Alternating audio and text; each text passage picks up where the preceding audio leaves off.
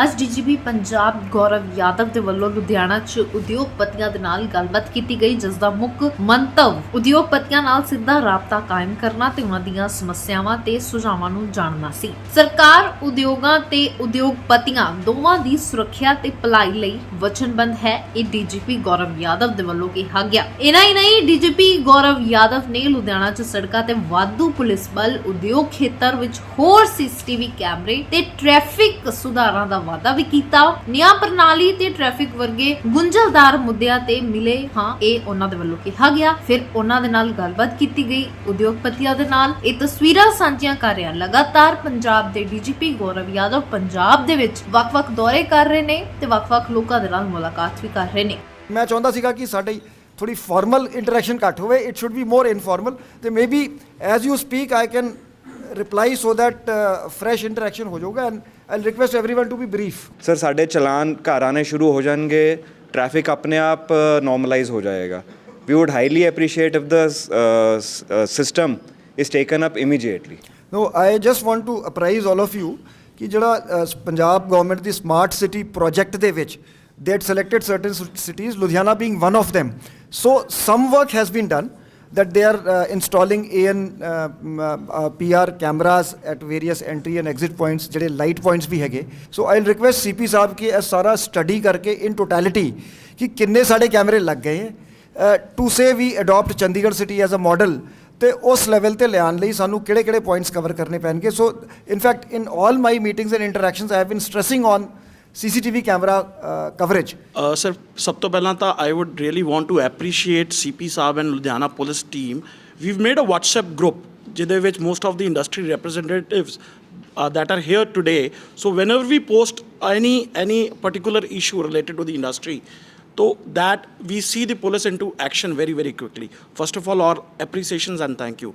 Number 2, sir, ਜਦੋਂ ਵੀ ਕੋਈ police officer ਜਾਂ ਸਟੇਸ਼ਨ ਹੈਡ ਕ੍ਰਿਟੀਕਲ ਏਰੀਆਜ਼ ਜਿਹਦੇ ਵਿੱਚ ਜਾਂਦਾ, ਜਦ ਤੱਕ ਉਹ ਏਰੀਏ ਨੂੰ ਸਮਝਦਾ, ਉਹਨੂੰ ਪਤਾ ਲੱਗਦਾ ਵੀ ਕਿਸ ਤਰ੍ਹਾਂ ਦੇ ਪ੍ਰੈਸ਼ਰ ਗਰੁੱਪਸ ਹੈ, ਕਿਹੜੇ ਬੈਡ ਐਲੀਮੈਂਟਸ ਨੇ, ਕਿਸ ਤਰ੍ਹਾਂ ਕਿੱਥੇ ਕੀ ਕਰਨਾ, ਤੇ ਪਤਾ ਲੱਗਦਾ 6-7 ਮਹੀਨੇ 'ਚ ਉਹਦੀ ਟ੍ਰਾਂਸਫਰ ਹੋ ਗਈ। ਸੋ I sincerely request ਜੇ ਕੋਈ ਪੁਲਿਸ ਆਫੀਸਰ ਜਾਂ station master he understands that area, he should be given ample chance to serve in that area. ਉਹਦੇ ਨਾਲ ਕ੍ਰਾਈਮਸ ਦੇ ਉੱਤੇ ਕਰਬ ਹੁੰਦੀ ਹੈ ਤੇ ਉਹਦੀ ਐਫੀਸ਼ੀਐਂਸੀ ਔਰ ਇਫੈਕਟਿਵਨੈਸ ਦੋਨੋਂ ਇਨਕਰੀਜ਼ ਹੁੰਦੀ ਹੈ। It's very important. So in fact our police act also prescribes a minimum tenure of 1 year for field officers. So we will enforce that. ਸਾਡੀ ਕੋਸ਼ਿਸ਼ ਹੁੰਦੀ ਕਈ ਵਾਰੀ due to certain exigencies ਹੋ ਜਾਂਦਾ ਹੈ। ਪਹਿਲਾਂ ਤਾਂ ਆਪਾਂ ਗੱਲ ਕਰੀਏ cyber fraud the. Yes, cyber fraud happened with my father. 1 crore the fraud ਹੋਇਆ, ਜਿਹਦੇ ਵਿੱਚੋਂ ਪੈਸਾ ਰਿਕਵਰ ਹੋਇਆ। ਵਰਧਮਾਨ ਦਾ ਵੀ ਫਰਾਡ ਹੋਇਆ, ਜਿਹਦੇ ਵਿੱਚੋਂ ਕਾਫੀ ਪੈਸਾ ਰਿਕਵਰ ਹੋਇਆ। So this is all due to the untiring efforts of CP Sahib. ਮਤਲਬ I met him and within seconds ਹੀ instructed and things were done. ਬਹੁਤ ਫਾਸਟ ਐਕਸ਼ਨ ਹੋਇਆ। His responsiveness is well known. Otherwise for common knowledge it should be known ਕਿ ਇੱਕ ਨਾ ਜੀ ਇੱਕ ਜਿਹੜੀ 1930 ਹੈਲਪਲਾਈਨ ਬਣਾਈ ਹੈ। So it is basically contribution of everyone. that portal connects all the banks, all ਜਿਹੜੇ Paytm, all platforms। ਉਹ ਅਸੀਂ ਜਿਹੜਾ golden hour ਕਹਿੰਦੇ ਆ, ਜੇ ਇਨਫੋਰਮੇਸ਼ਨ ਤੁਸੀਂ ਛੇਤੀ ਦੇਤੀ ਉਹ ਆਟੋਮੈਟਿਕਲੀ ਜਿਹੜਾ ਬਾਊਂਸਿੰਗ ਆਫ ਫਰਮ ਵਨ ਅਕਾਊਂਟ ਉਹ ਫੰਡਸ ਫਰੀਜ਼ ਕਰ ਦਿੰਦੇ। ਸਰ ਮੇਰੀ ਇੱਕ ਸੁਜੈਸ਼ਨ ਇਹਦੇ ਵਿੱਚ ਆ ਹੈਗੀ ਹੈ ਕਿ Ludhiana being industry and commercial capital of Punjab, ਅਤੇ ਸਾਈਬਰ ਫਰਾਡਸ ਇੱਥੇ ਜਿੰਨੇ ਹੈਗੇ ਨੇ ਫਿਊਚਰ 'ਚ ਹੋਰ ਵਧਣਗੇ। ਆਪਾਂ ਨੂੰ ਇੱਕ ਸੋਚ ਲਿਆਉਣੀ ਚਾਹੀਦੀ ਹੈ ਫॉर द ਫਿਊਚਰ ਪਲੈਨਿੰਗ ਕਰਨ ਵਾਸਤੇ ਕਿ ਸਾਈਬਰ ਸੈੱਲ ਨੂੰ ਹੋਰ ਕਿਵੇਂ ਅਪਗ੍ਰੇਡ ਔਰ ਉਹਦੀ ਮੈਨ ਪਾਵਰ ਕਿਵੇਂ ਵਧਾਈ ਜਾਏ, ਕਿਉਂਕਿ cyber frauds will be the main issue in Punjab, in Ludhiana. This is one. Sir second ਹੈ, ਜਿਸ ਤਰ੍ਹਾਂ ਆਪਾਂ ਡਿਜੀਟਾਈਜੇਸ਼ਨ ਦੀ ਗੱਲ ਕੀਤੀ, ਫੋਕਲ ਪੁਆਇੰਟ ਏਰੀਆ ਵਿੱਚ ਇੱਕ ਪਹਿਲਾਂ ਪ੍ਰੋਜੈਕਟ ਬਣਾਇਆ ਸੀਗਾ ਜਿਹਦੇ ਵਿੱਚ ਸਾਰੇ ਜਗ੍ਹਾ ਕੈਮਰਾਸ ਇੰਸਟਾਲ ਕਰਕੇ ਇੱਕ ਕੰਟਰੋਲ ਰੂਮ 'ਚ ਇੱਕ ਬੰਦਾ ਉਹਨੂੰ ਮੋਨੀਟਰ ਕਰਦਾ ਰਹੇ। ਉਹ ਪ੍ਰੋਜੈਕਟ ਹਜੇ ਵੀ ਆਪਾਂ ਟੇਕ ਅਪ ਕਰ ਸਕਦੇ ਹਾਂ। ਬਹੁਤ ਵਧੀਆ ਪ੍ਰੋਜੈਕਟ ਹੈ। Again this is a very good idea.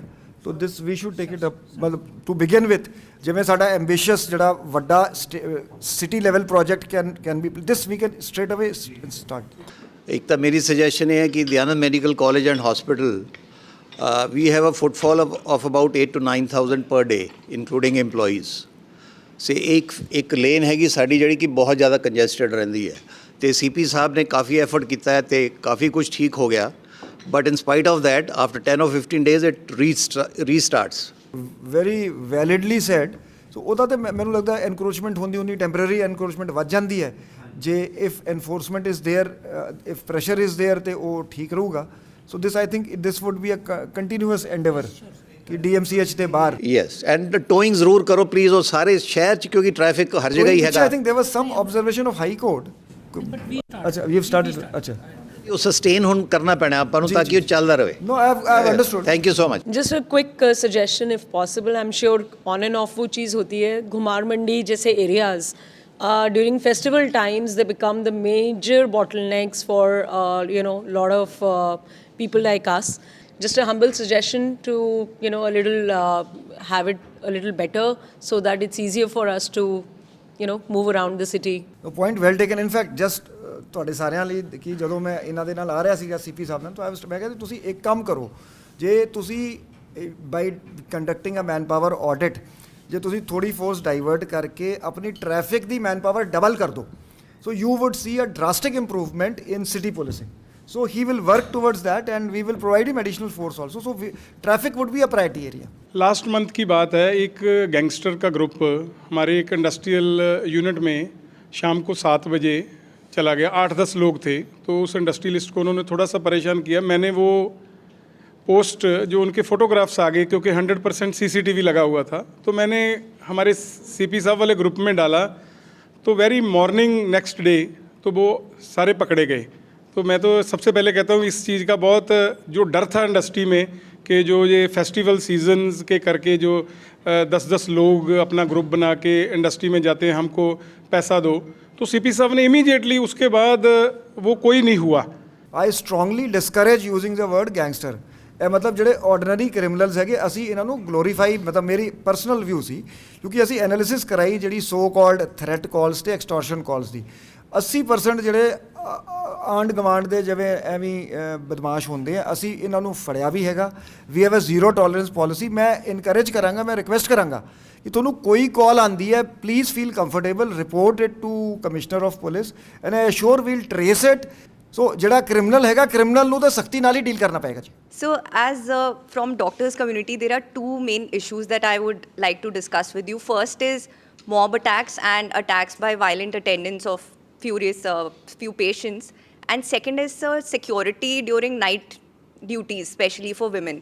Dr. Sahab, it's a very valid point. Supreme Court has issued extensive guidelines. Now, law is very clear. कि मतलब in say medico legal cases भी suo moto FIRs नहीं register हो सकती.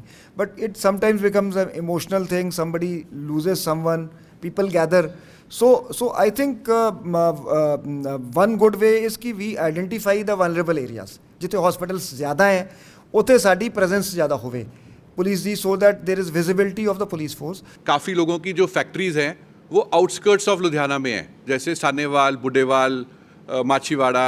So our constant problem for the last 2-3 years was कि शाम को 6 से 9 में पहले snatching होती थी, उसके बाद it increased to a level where now they were stabbing our employees.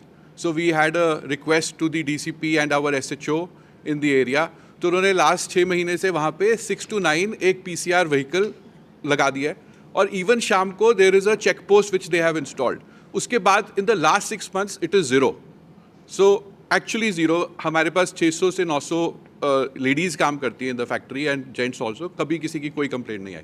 So I was talking to our colleagues in the industry who are in the outskirts, and they suggested कि if a similar solution can be provided to them in that evening time, because PCR vehicles तो है ही हैं, so that will help the industry a lot. So that is like I wanted to appreciate what has been done, and then also it can be horizontally deployed to the other industry. We'll do this. In fact, we have already flagged this issue कि crime mapping करके ਜਿਹੜੇ vulnerable areas ਹੈ ਉੱਥੇ ਉਹਦੇ ਮੁਤਾਬਿਕ ਹੀ deployment ਜਿਹੜੀ plan ਕੀਤੀ ਜਾਵੇ.